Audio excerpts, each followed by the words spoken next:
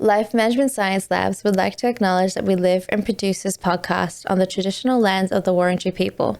We'd also like to acknowledge the traditional owners of the lands of our listeners and our international colleagues. We'd like to pay our respects to the elders past, present, and emerging.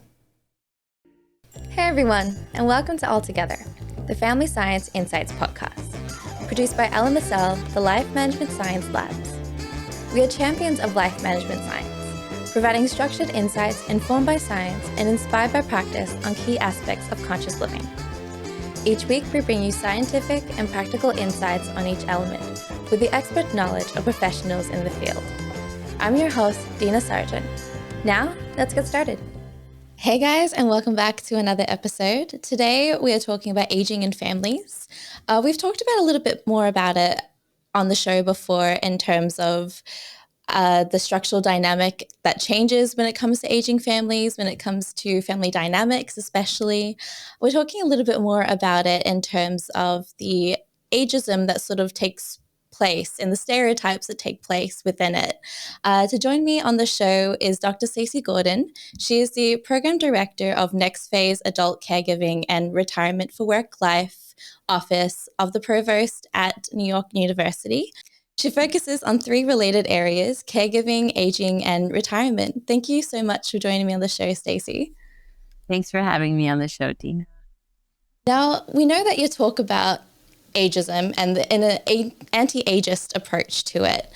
How did you sort of get into studying this and to talking about it? I started to work with families and their older loved ones many years ago, and gradually, I realized that there was a different set of expectations for aging that the families had for their loved ones and that the older people actually had for themselves. And this created somewhat of a sort of personal crisis for me, because the work that I was doing was supposed to be representing both the family and the older person. And I decided to take a break from that work after many years in care management and went back to school to study gerontology, and particularly to focus on something that I had been reading about and learning more about, which was ageism. And I had a hunch, which was that ageism, which I knew was sort of prevalent in society, in healthcare, in the workplace, and in interpersonal relationships. But I didn't really know that I could call what I was seeing in the family ageism. So I started to work with this sort of hunch and figure out whether actually what I was seeing, the very complicated dynamics that I was seeing in the family could actually be called ageism, right? So what I did was a lot of research on what the definition of ageism is. And then I started to think about the situations that I was working with, or that I had worked with in my practice. And it took a lot of actually convincing of not only myself, but my doctoral program advisor, that actually this was something that was worth studying. So we decided to actually come up with a definition of ageism. Well, so ageism is actually the stereotyping and discrimination based on those stereotypes of people due to their age. The term ageism was coined by someone named Robert Butler in 1969. And it's been sort of developed over time. And so what we're now thinking about ageism, as sort of containing three different components, right? Our thoughts, our feelings, and how we behave based on those thoughts and feelings. And when those thoughts and feelings are negative, that is when ageism has negative behavioral expressions. When we think about actually old people as sort of loving and warm and fuzzy, that actually also can be ageism, because what we do is we behave in a way that promotes almost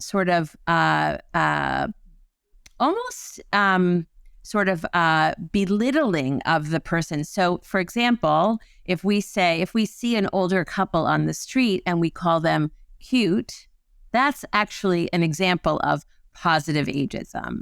Because really what we mean is that there's something warm and fuzzy about them. There's something that's nice about them. But we use the term cute, which is actually a bit belittling and infantilizing. Another really good example of positive ageism is when we see an older person at a street corner, and maybe they have a walker that they're using. And so we say, in a very kind way, "Can I help you cross the street?"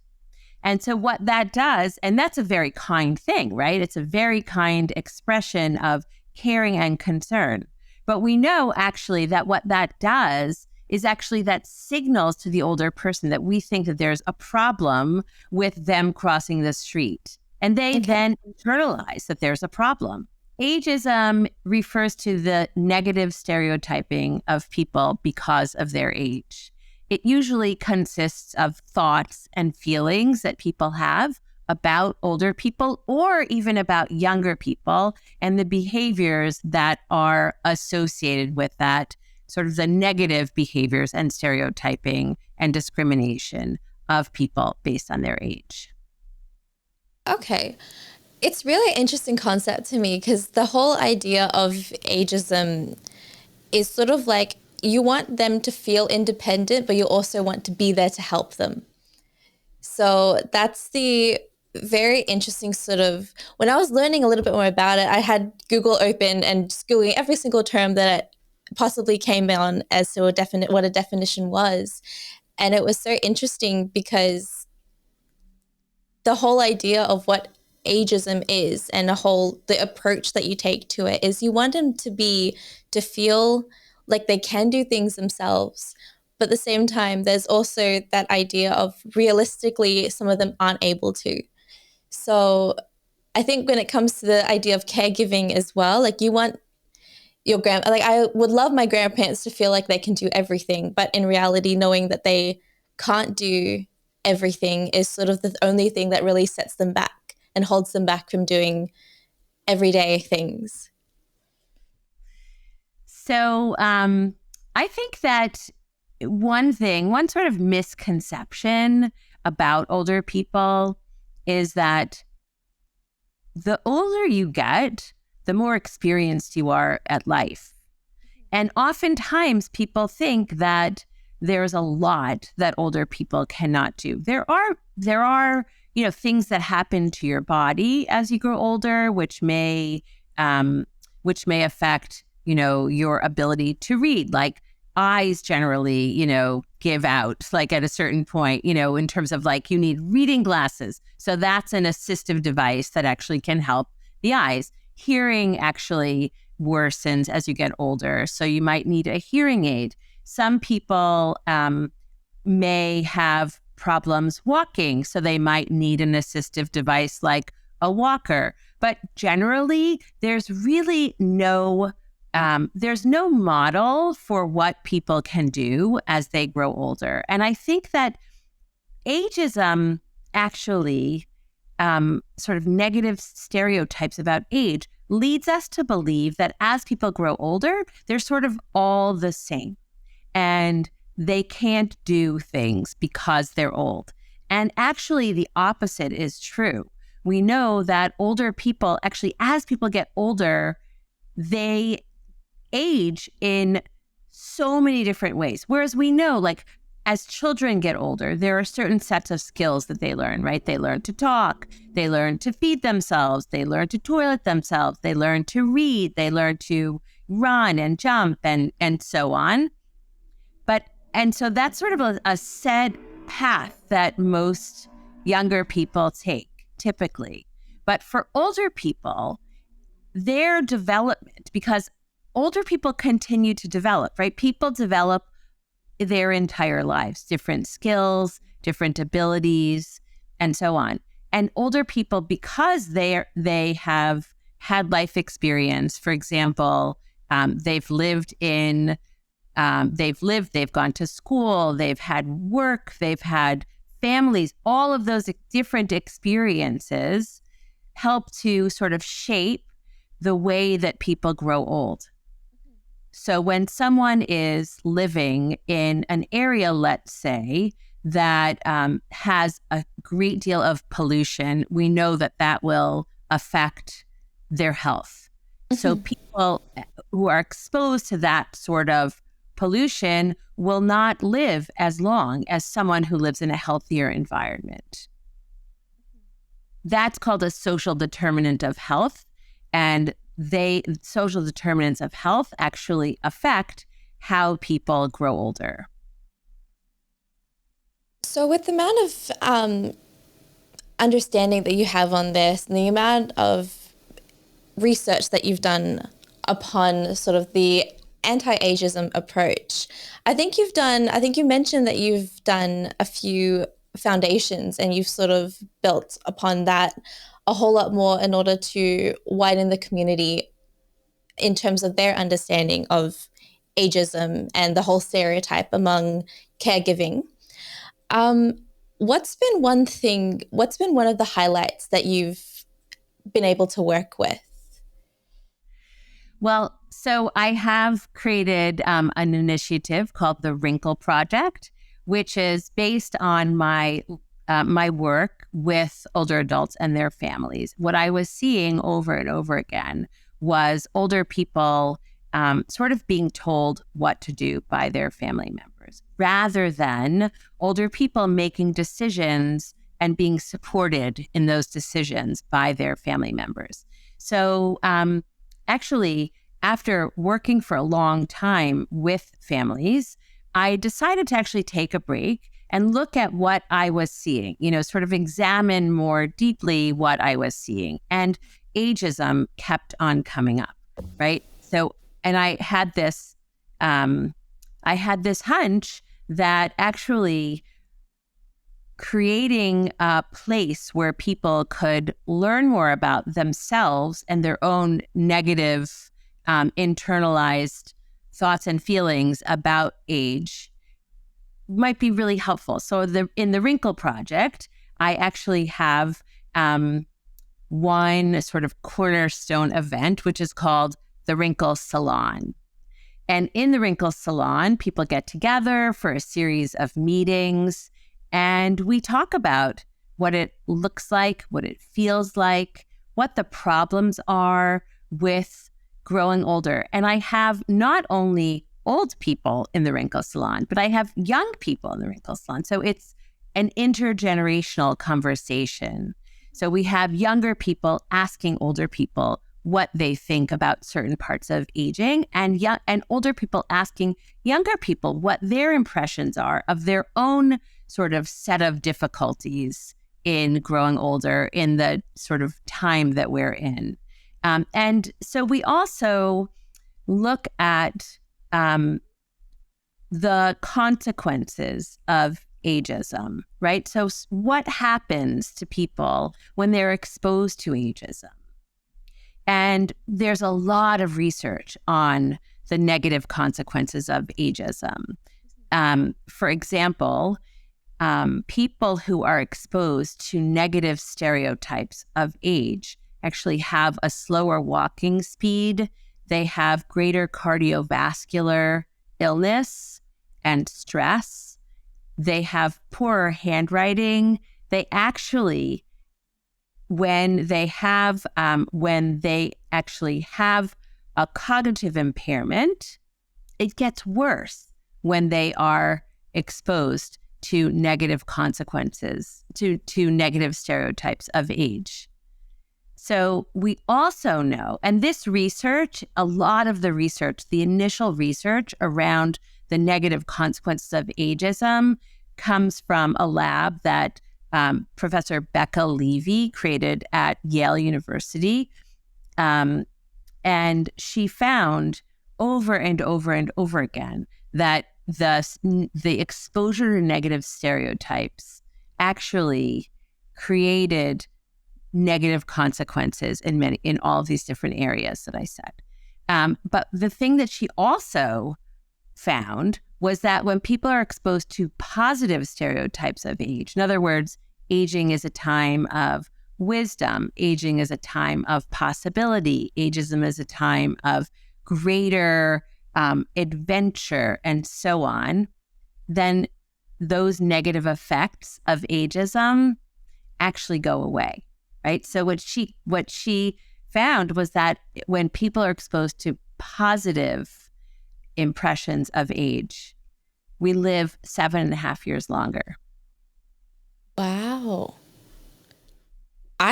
That is amazing kind of research in terms of the dig into the importance of understanding it and the importance of understanding what ageism is. I mean, if I'm learning it today, hopefully I add another 7 years to my life too. Right.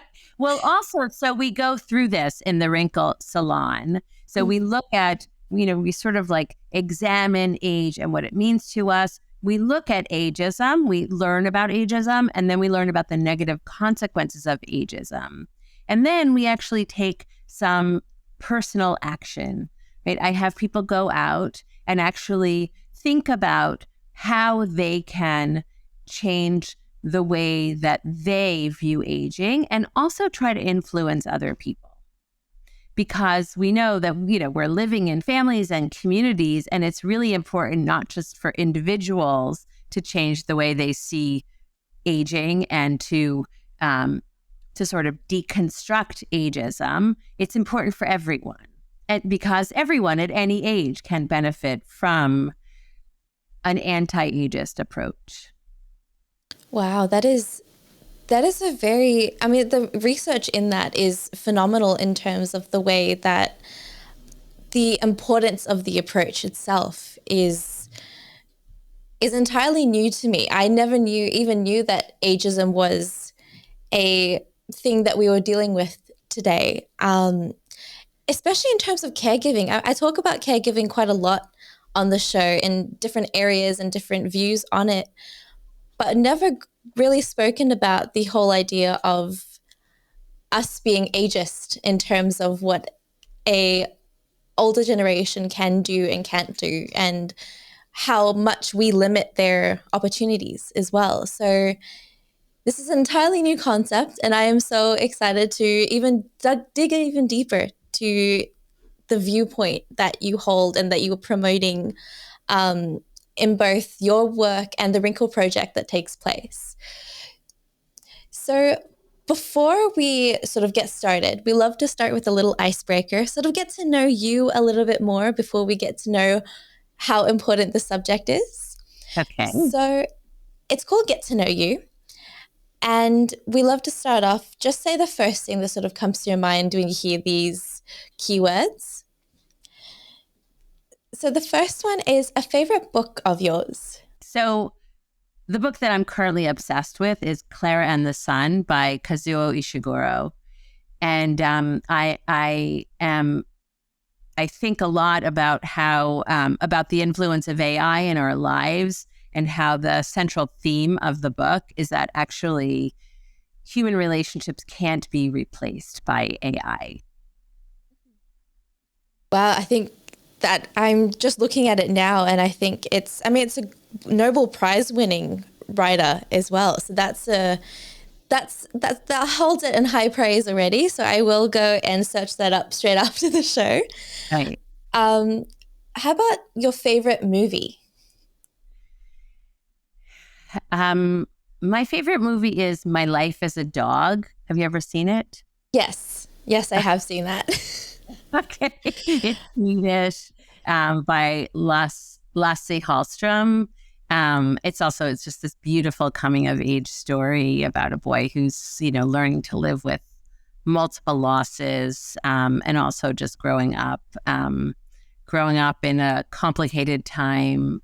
So it's again about family. So it's a central theme for me. Yes, I think when it comes to family, it hits a little bit harder than any other type of movie that comes about.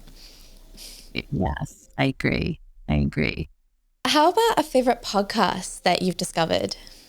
Okay, so my favorite podcast, I'd say that I listen to when I'm cooking.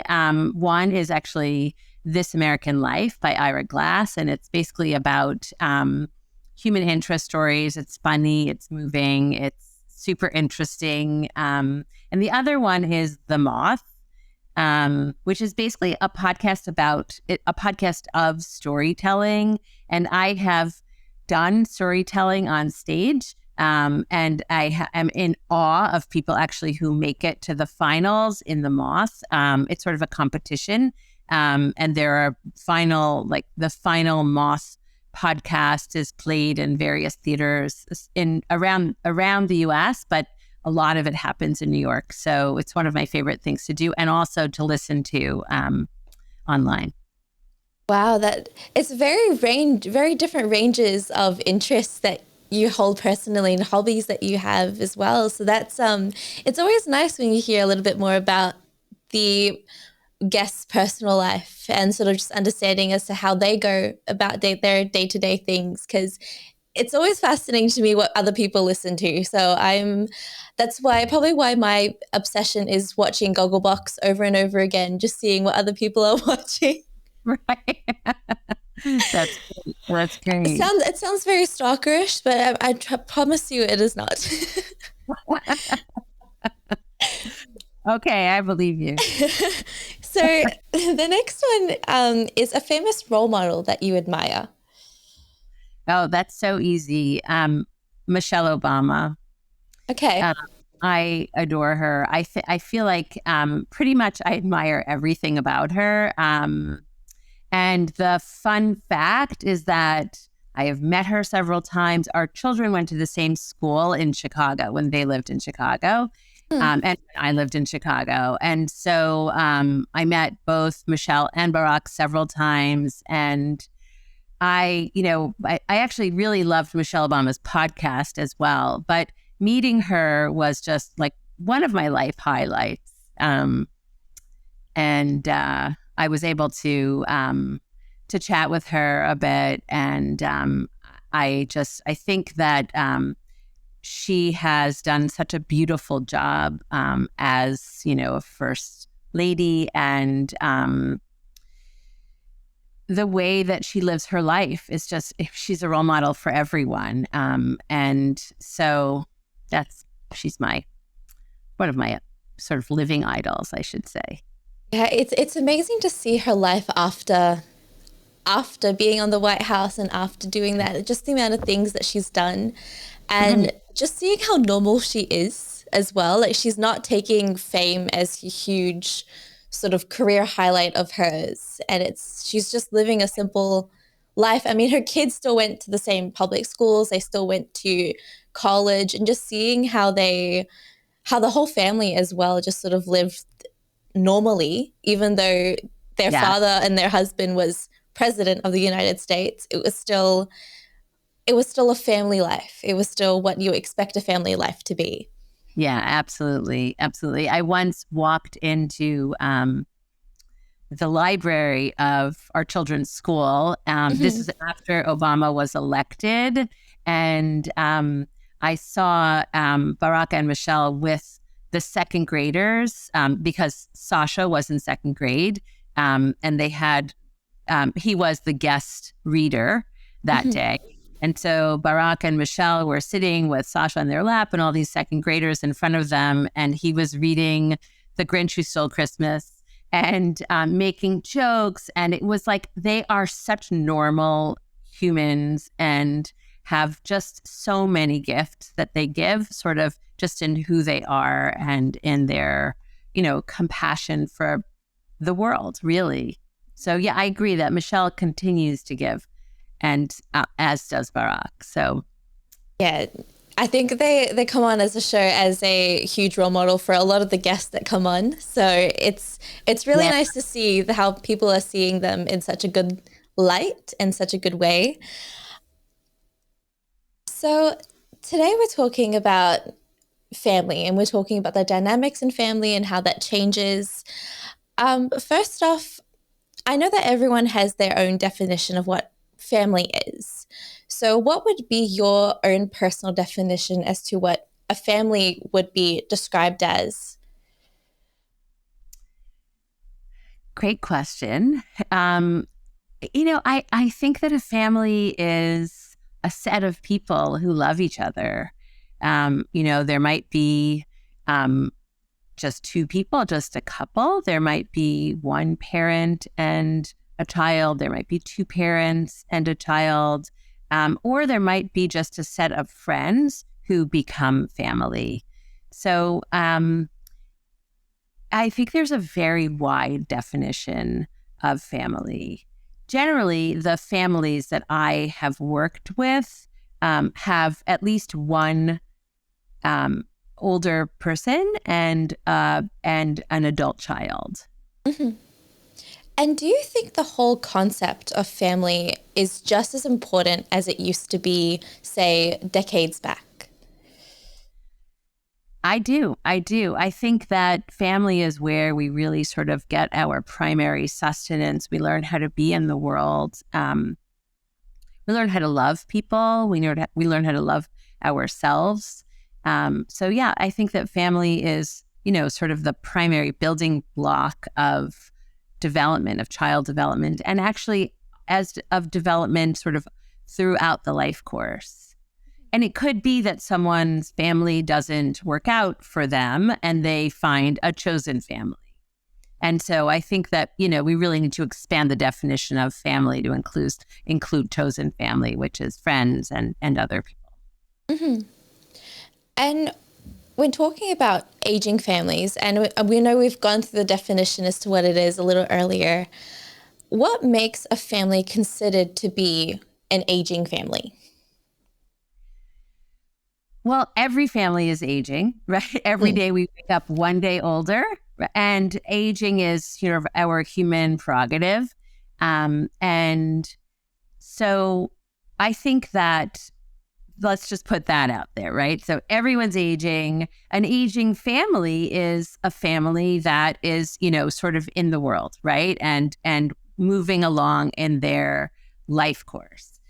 When we talk about older people, we sort of expand we sort of expand upon the aging family, right? A family that has an older person, whatever is considered older, it could be a family with two teenagers, and the mother and the father experience their teenagers as, sort of grown up, as having grown up.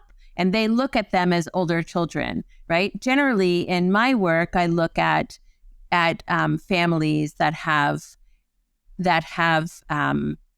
as I said before, an older person, maybe older than, let's say, 70, 75, and someone who is part of that person's life, one person or many people that are part of that person's life in some way.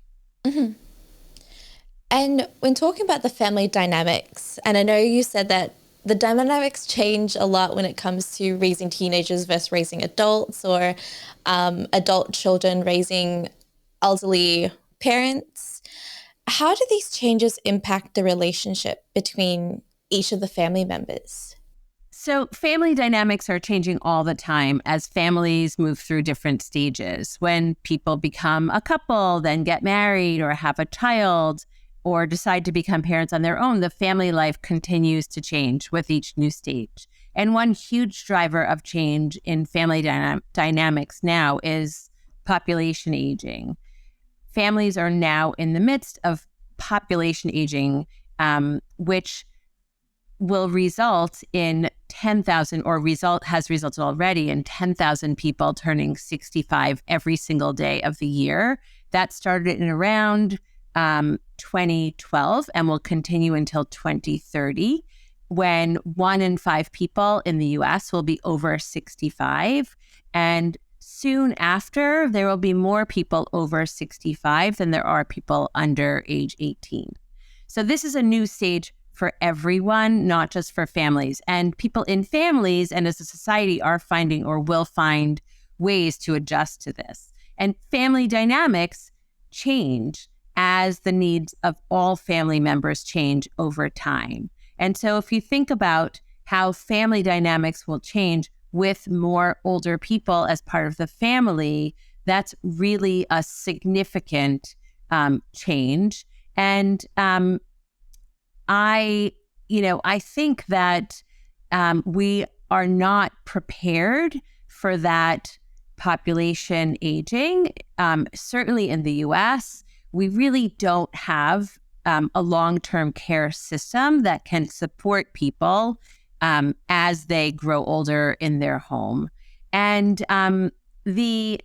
the idea that there will be more older people than younger people means that there will be a heavier burden of care on younger family members. And we actually know that at this point in the US, we're actually experiencing somewhat of a caregiving crisis. Around 42 million people in the US are caring for an aging friend or family member. And this number of people doing caregiving, unpaid caregiving, has grown more than tenfold since 1989. And the fastest growth is happening among younger people, younger generations. So the share of caregivers who are under 45 actually quintupled over the past 2 decades to nearly 66% of all caregivers from 16% of all caregivers, as their parents, many of the baby boomers, the 72 million baby boomers, are living longer, and also some of them living with chronic conditions, diseases, and some disability, then their loved ones can actually help them in caring for them at home. And so one of the things that I do in my work is advocate for a long-term care system for all. I advocate for supports for caregivers, both in the home and in the community. So home and community-based supports are really necessary. So we know that there's a caregiver crisis. We don't have enough caregivers. We need more paid caregivers. We need paid caregivers that people in the community can afford. And that really goes back to the need for a long-term care system in the US that we really don't have. And it will become a crisis if it's not already. I actually happen to think that it already is a crisis in the US. So the conflict in families happens over time, right? So as parents grow older and may want a different type of support, the expectations for support need to be sort of in line with what the younger family members can provide. And the problem really is, and this is sort of the source of the root of a lot of the ageism in the family, that families don't really talk about what needs to happen as their older loved ones grow older.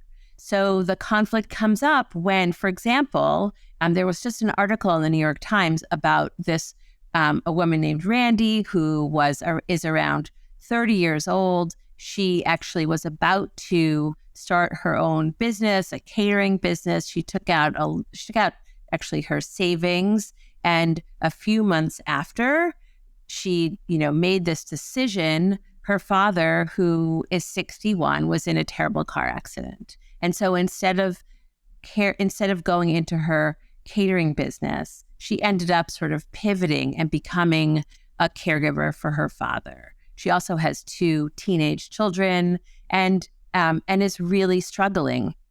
And the article really sort of chronicles her struggle and points to the caregiving crisis, that there really aren't enough resources for Randy to count on and to get support for her father. So when there are sort of when there's a lack of conversation about people's need for care, about older people's need for care, then there is a crisis when the care need arises. So in my work, one of the things that I do is I help people create a plan of care for both the short term, right? So what happens, for example, like Randy's father, what happens if tomorrow someone has some sort of, health shock, right? They're diagnosed with some terrible disease and they need care. So in my plan of care, I'd say, okay, who will be the person to take up that caregiving? And then in the short term. And then what funds do we have to rely upon to continue that caregiving? And then what is the long-term plan for that person? And so people make this short-term plan and then a longer-term plan.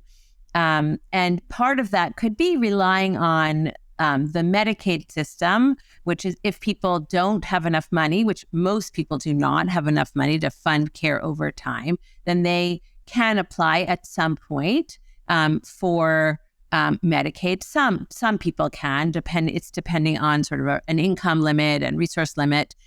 So if people can include Medicaid in their care plan, great. If they can't, then they're sort of in this netherworld where most of the middle class in the US falls into, where people have too much money to afford Medicaid and not enough money to pay for care. And so what happens is that there's conflict in families around the type of care that is needed when a crisis like a healthcare shock happens and there is no plan. So oftentimes, and I write about this in a paper that I wrote called Ageism and Age Discrimination in the Family, I write about a situation that really illustrates how ageism comes into play in this situation. So there's a family, they're the Franco family. That's actually a fictionalized case example that I created. So the Franco family consists of an older father who is, I think, about 87, and 2 adult children who are in their 40s. Mr. Franco falls and has to go to the hospital. He's checked out by the doctors in the ER. He comes home and his adult children meet him at the home and they say, "Dad, we've looked into assisted living. It's time for you to leave your apartment and go to assisted living." And Mr. Franco sort of freaks out. He says, "Why? I'm fine. I fell. People fall and we deal with the consequences." Actually, Mr. Franco was living in a building with a lot of supports. He had a lot of neighbors who were really concerned about him, who would look out for him. And actually, it was the neighbors who picked him up and called an ambulance when he fell, just because they wanted to make sure that he got the medical care that he needed. But the adult children, his adult children, Mr. Franco's children, actually had already, between the fall and the hospitalization, and by the time he got home, they had actually put a down payment on a room or an apartment in an assisted living facility. Mm-hmm. And so why did that happen? It happened because of structural ageism. So I talk a lot about ageism in the family, right? And ageism in the family is a result of structural ageism. We have all of these people who are growing older and not enough supports to care for them. And so then we also have the sort of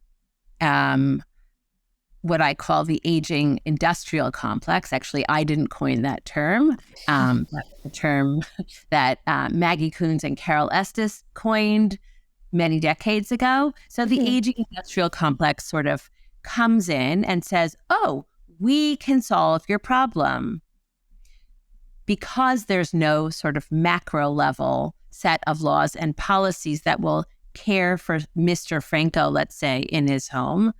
The aging industrial complex swoops in and says, "Oh, here's an assisted living apartment. You can pay us for that, and we will take care of your father.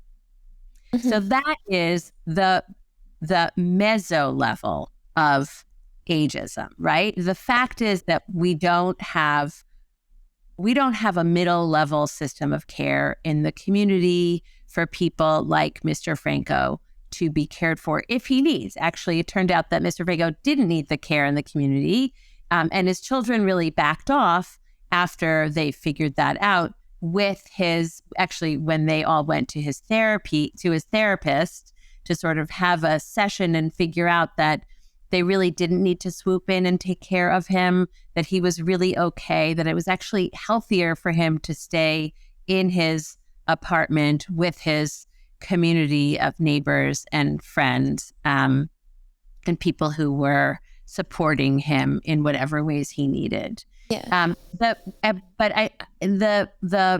The micro level system, the micro level ageism comes in with how we sort of react to our parents' falls, right? Yeah. So differences in expectations when something happens in the family, like a crisis, like a fall, that Mr. Franco experienced. Yeah, I think it's really a hard concept for me to grasp because I can see my dad getting older every day. I mean, every child sees their parent getting older and faces that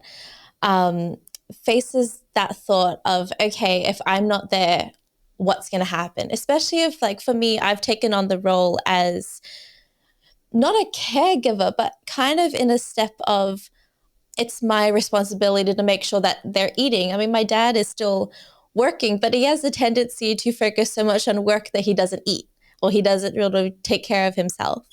So it slowly became my role as I got older to make sure that the dinner is there, that food is there, to make sure that there is to go grocery shopping when he forgets to, when there is something that he usually likes to eat that's not available. And so it's become, my sister and I have taken on like swap responsibilities as to slowly taking on that role as kind of a parent. I mean, I'm in my mid-20s and my dad is still in his 50s. So it's still in the early stages, but especially once he starts living on his own, that whole idea of him taking care of himself is so different, is such a scary thought. So when in terms of Mr. Franco as well, in terms of the assisted living that they sent their father to, I could see the children's good intentions with that.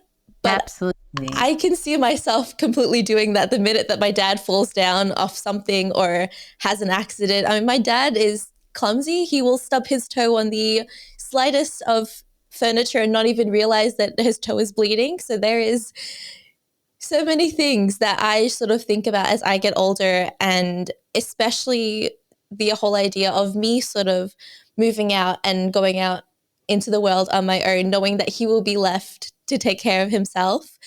I know he can do it, but that whole idea of, oh, what if he's just not able to, always comes to mind as well. So this whole idea of the aging family and the relationship, I think we spoke a little earlier about the change in roles and responsibilities when it comes to a parent and a child. And I think you mentioned that a parent pretty much stays a parent all throughout and shouldn't really change a child into turning into the parent. How do you sort of stop that from happening in terms of the expectations that sort of comes about? Right. That's a great question. And I empathize with your situation, but I want to tell you something. Your father has been taking care of himself his entire life, right? So if he's not eating, then he'll find food. If he's working, there's definitely food in the workplace. And I know that your worry is very well intentioned, but swooping in to help someone when they're older than you is a form of what we call positive ageism, right? Mm-hmm. And it's a hard sort of idea to really grasp, because we want our family members to be as independent as possible. And sometimes when we put more supports in a positive way, we're actually signaling to people that they can't feed themselves any longer, like your father, that he can't do certain things. And let me tell you, 50 is pretty young for ageism to set in. So what I would suggest you do, Dina, is you and your sister and your father sit down and talk about your expectations, right? What is it that you do together as a family? And it could just be that you and your sister like to cook and like to, share your food with him, or you like to go shopping and you think about him. There's a difference between thinking about him as sort of a person who's needy because he's older, and a person who can actually do these things for himself and will hopefully live another 50 years, right? People are living longer and healthier lives.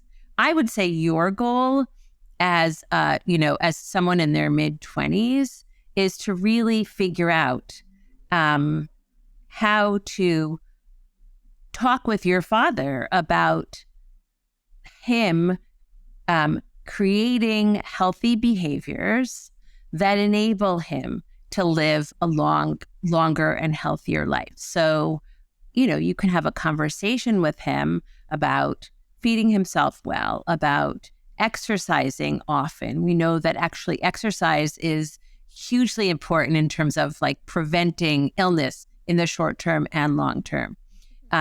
You can talk to him about learning new skills, about continuing to work, about finding other stimulation outside of just his work and his family, finding, hobbies and other ways to, sort of involve himself, and friends in particular. Actually, we know that friends and connection with people is probably one of the most important pieces of successful aging, of growing older well, of living a longer and healthier life. So there was the health and retirement study. Oh, actually, you know what? I don't want to go into that study. So let's just scratch that. Okay. So friends are super important. Connections with people and positive connections with people are probably the piece of aging, of growing older, that's most significant. So, and the quality of our relationships, super important. So I would ask you to talk to your dad about that. Mm-hmm. So in terms of allowing both the older generation to feel like they can, to feel independent and to feel that they can sort of go about their life, what way can families sort of work together to create a positive and supportive environment for both sides to both feel like they have a chance at growing older, at sort of getting older and going through their life independently, regardless of the age or the role within the family?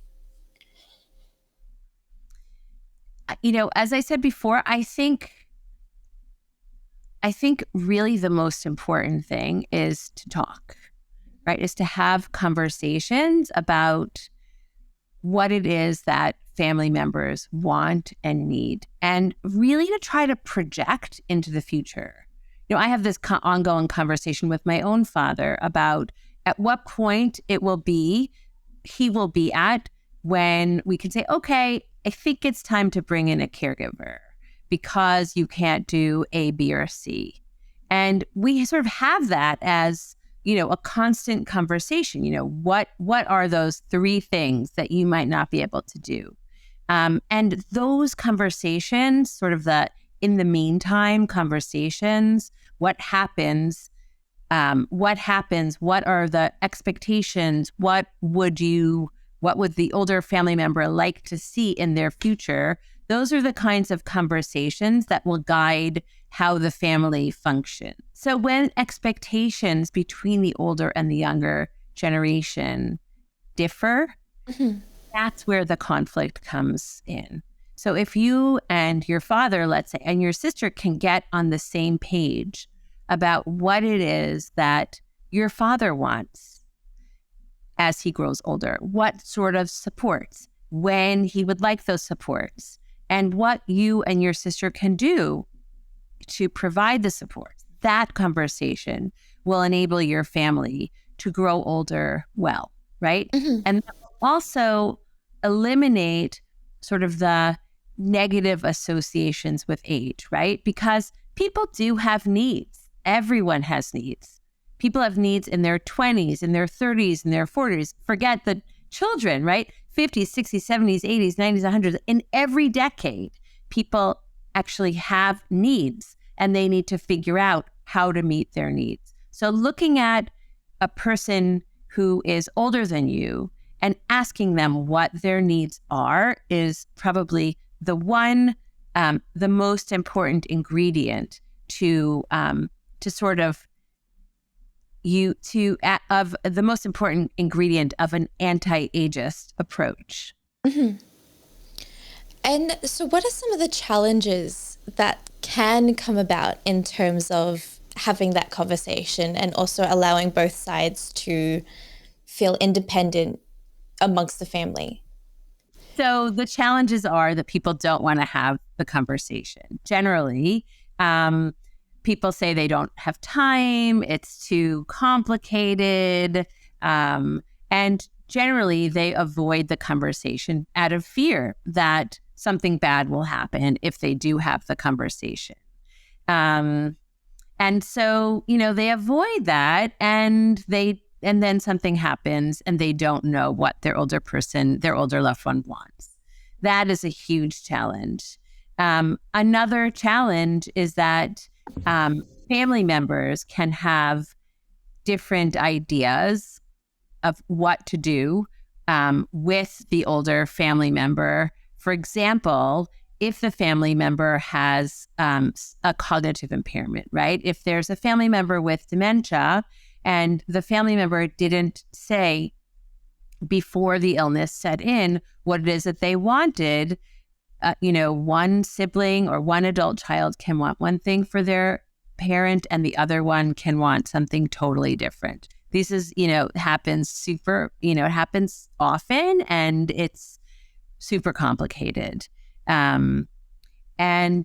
Generally in my practice, in my care management practice, I saw a lot of families who were in this situation. I used all of my best sort of conflict resolution skills to figure out what worked the best for, what really would work the best for the older person, and to center the older person in the conversation rather than centering sort of the desire of one or the other adult child, but really what is the best situation for the older person. And sometimes really family members just, sort of stay in this conflicted state for such a long time that the older person really never gets the attention that they need. So really, I can't stress enough the need to talk about care and to talk about the future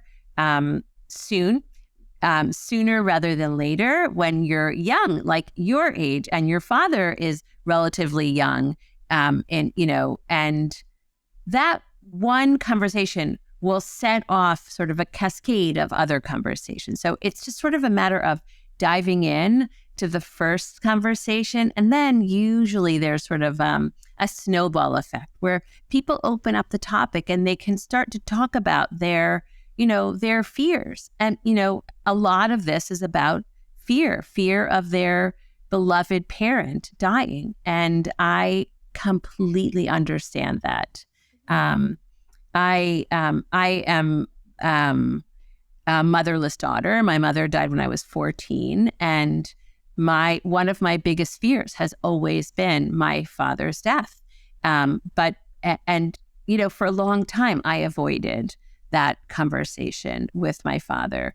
But then I thought, oh, how shabby it is that I, this, aging expert, is not having this sort of use my own like self-induced shame to have the conversation. And, I don't want to shame anyone, really. I just want to give people sort of notice that this conversation is the key to successful aging, to healthy aging. I don't really like the term successful aging, but to healthy aging, to living a longer and healthier life. So in terms of your own practice, in terms of the conversation that you go through with your father, for instance, how do you think that this practice and this habit has impacted your own perception in life and your own perception of what family is? Yeah. So my dad is actually remarried now. And he has this, wonderful, wonderful wife who I adore. And so I have had these conversations with both my father and my stepmother at this point. And they know that, for example, if ever they will talk about themselves as sort of not able to do something, unable to do something because of their age, they know that I will call them on it, right? That I will say, no, you can do that. What's holding you back is your negative perception of older people, and you've internalized that. And so I use that all the time with my father and stepmother, and they've internalized it as well. We don't have conversations about ageism anymore in my family because everyone knows what the deal is. But I'm always surprised actually when my children will have friends over and they'll make an ageist comment and my kids are like, oh, you can't say that around my mother. I'm like, no, you can't say that, period. And then I give them, I wouldn't say a lecture, but we talk about the negative consequences of ageism and how it hurts them and hurts their loved ones and hurts other people. And generally, I feel like a lot of young people, and by young, I mean, sort of from, I'm talking about, young adults. A lot of young adults are really sort of aware of the negative consequences of things like sexism and racism and homophobia, for example.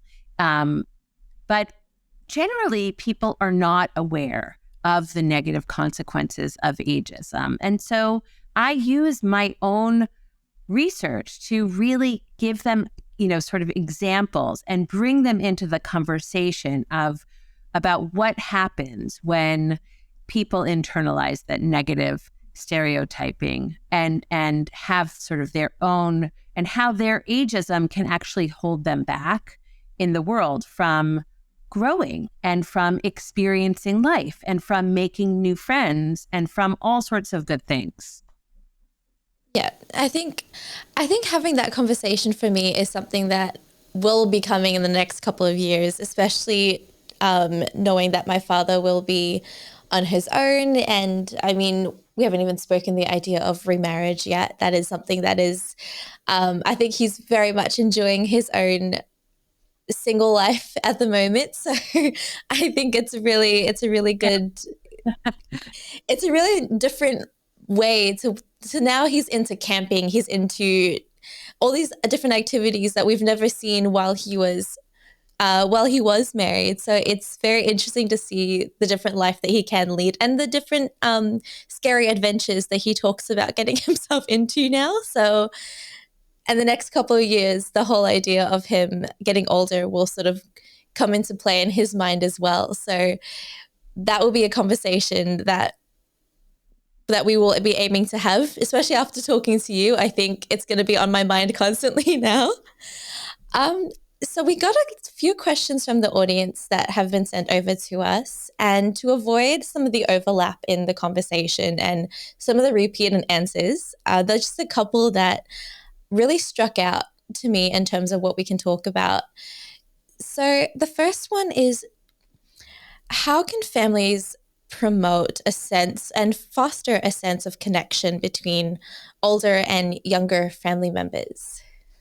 That's a great question. So we actually know that intergenerational contact is a way to decrease ageism.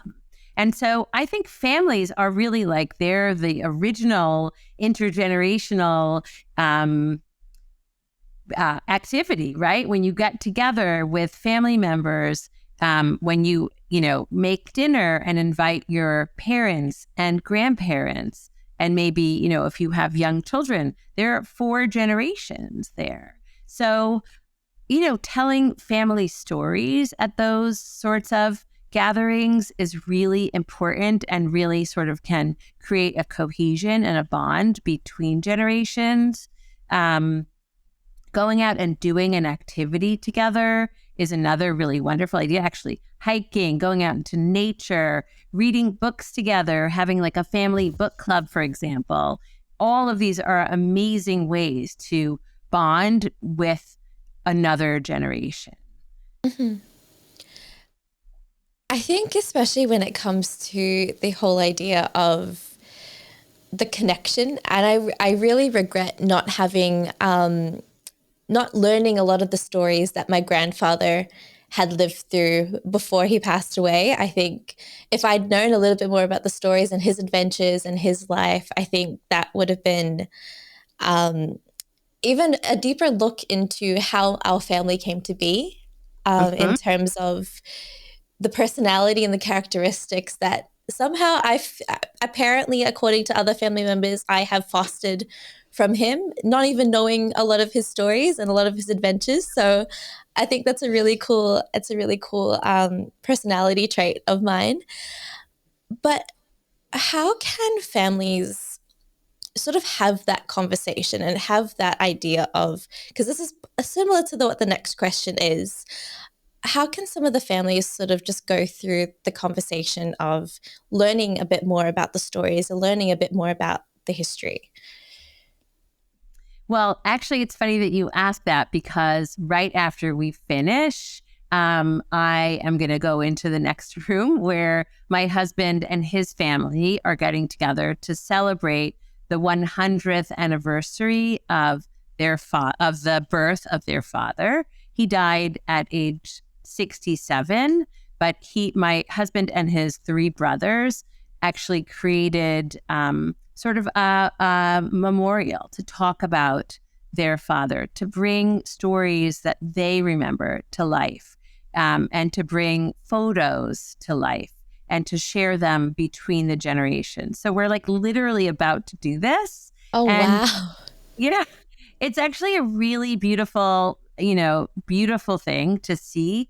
And I would like to do that with my family of origin as well. I think that celebrating and having remembrances of family members who have died, maybe died early, maybe you didn't get to know, is a wonderful way to sort of just bring people together and hear about, maybe your aunt or uncle knows something about your grandfather that that you didn't know, or maybe one of his friends knows something that they can share, or, whomever, maybe you can get like some school records, or you can look at old photos, and usually, that will elicit, memories and experiences that people have had with loved ones. Mm-hmm. I think that's such a great way of sort of commemorating the life that each generation didn't get to know, especially in terms of the way that my kids in the future wouldn't get to know my grandpa the way that I got to know him, and the patriarchal sort of way that life was done in terms of the situation. So I think that is such a great way that your husband's family is just sort of commemorating the life of his father. I think that's an amazing way of doing that. Yeah, I do too. I love that he's doing this. So in the last minute, we love to have a little open mic session just to sort of end end the podcast in a way that is totally up to you. So you get to share anything that you're passionate about. So in the last minute, I'd love to give you the floor and just sort of share anything that you would like the audience to know.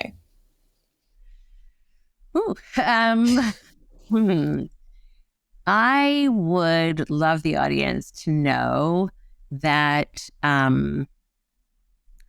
that growing older is a privilege, and that older people generally have more life experience, but growing older people, I like to say that older people are like like wine, that develops with age, that develops body, that develops flavor. There is so much sort of under the skin and under the sort of outward appearance that we need to see from older people, that we need to really, that we need to acknowledge, that we need to learn about, that we need to be able to share, because we're all grown older and we all want to be treated well. We all want to have that respect. We all want people to know who we are and what has been important to us in our lives. And so I would say, as I created the Wrinkle Project to change the way we see growing older and to change the way we see and experience, wrinkles and aging, I would say really, find an older person and get to know them. Create a new relationship. Find someone who's not in your generation and get to know them and create a friendship, because those are the friendships that are beneficial both for you and for them, and can really be, be the source of some beautiful memories. I love that concept of just sort of getting to know and having that talk. I think a lot of community centers that I go to have sessions of discussion groups and have that one-on-one conversation. I've attended a couple of them where they just talk about, they just sort of share. I think they had a theme a few weeks ago of share the war stories and share like going to war and what that sort of looks like. And I was hearing so many different stories about the way that they lived. And I think on the women's side as well, where the women stayed home, that ideology of what was expected of them, it was so nice to have that conversation. And I agree. I love attending those little conversations of just seeing the difference between the expectations that came about at the different age groups and different ages that was just so, it's not talked about as much. So I love hearing conversations like that. So I definitely do recommend like seeing community centers and things like that that do have that availability. Yeah, absolutely. I mean, I always say the older person is, the more life experience they have and the more interesting they are. But we just, we often separate ourselves from older people. So this is good reason to, to sort of join in one of those activities. Yes, no, I love that. And I love ending it on such a high note of sort of learning a little bit more about the personality of the aging population that we have, and especially when they have so much history to share. So thank you so much, Stacey, for joining me on the show today and for talking a lot about the different ways that ageism comes about and the different definitions that can be spoken upon. So thank you so much. If there's a way that audience members would like to get into touch with you to talk a little bit more about the aging process and aging families, is there a way that they are able to? Sure. They can email me at, I'm going to give them this email, elderopt, ELDEROP as in Peter, T as in Tom, @gmail.com. So elderopt@gmail.com. Okay, perfect. I will have that down in the description below if audience members would like to use that email address. So thank you so much again for joining me. And I want to thank everyone for joining on the show today and hearing the discussion and sending in questions. I think it's amazing that we get to talk about this every time we come on. I love talking about this. So yes, thank you so much. And I will see you guys in the next episode. Thank you so much, Dina. You've been listening to Altogether, the Family Science Insights podcast, produced by Family Science Labs, a division of LMSL, the Life Management Science Labs. More episodes are available from 10 life management perspectives and can be found by searching LMSL on Apple Podcasts, Google Podcasts, Spotify, and other podcasting apps available on your smartphone.